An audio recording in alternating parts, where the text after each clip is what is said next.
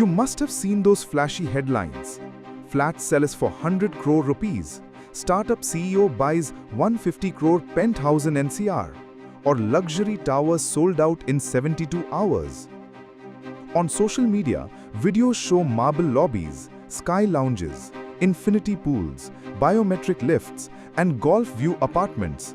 And if you read the fine print, they'll tell you this is the Indian answer to Manhattan or London. But behind these viral numbers and fancy visuals, there's a quieter story unfolding, one that never makes the headlines. A story full of cash deals, fake demand, and investors playing the market like it's a casino. This is the reality behind India's real estate boom. Real estate today is being hollowed out by two termites: black money and engineered hype. Let's start with the first. A huge part of real estate still runs on cash, not the kind of white money that goes through banks or digital transfers. We are talking about hard, unaccounted cash, what people call black. Even though there are rules that any cash transaction above 2 lakh should be reported to tax authorities, the truth is builders and brokers have developed their own system to work around that. These deals don't just hurt home buyers, they change the entire market. Even at the highest levels, the problem hasn't been unnoticed. The government has repeatedly acknowledged how black money distorts the real estate market. When people are pumping unaccounted cash into land, prices go up artificially. It becomes impossible for salaried people with honest income to buy anything in Gurugram's so-called luxury segment, where prices start at 2.5 crore and go up with every fancy add-on: imported tiles, German kitchens, meditation decks.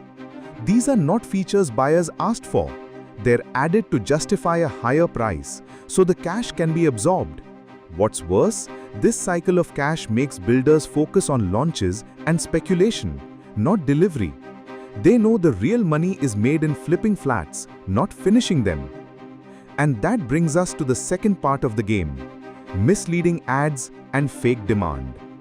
You'll often see hoardings claiming 1,000 units sold in 3 days or 7,000 crore inventory booked in a weekend. But what they don't tell you is who is booking these flats. In most cases, it's not regular families looking for a home. It's traders, real estate speculators with connections to the developer. These people pay a small amount, sometimes just 10 to 20%, to block multiple units.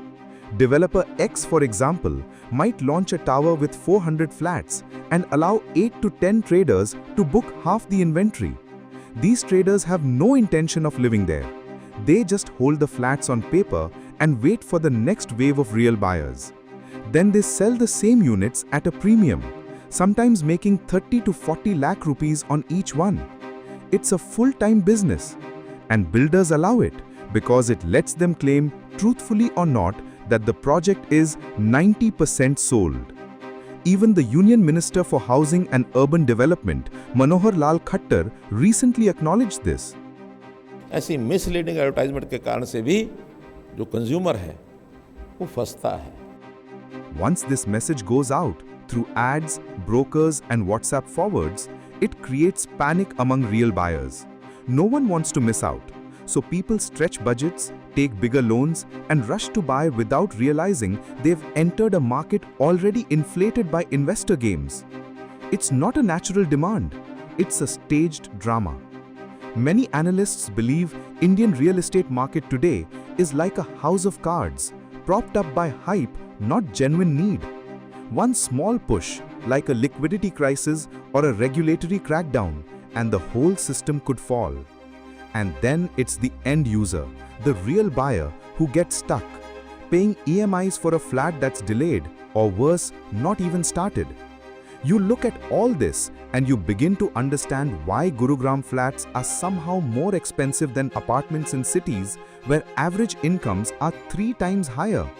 And unless something changes, unless authorities tighten audit trails, unless buyers ask more questions, and unless developers are forced to disclose actual sales versus speculative bookings, this illusion will continue.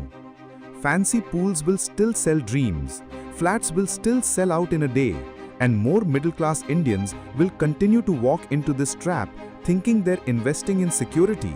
What they're really buying into is a market rigged by a few and paid for by many.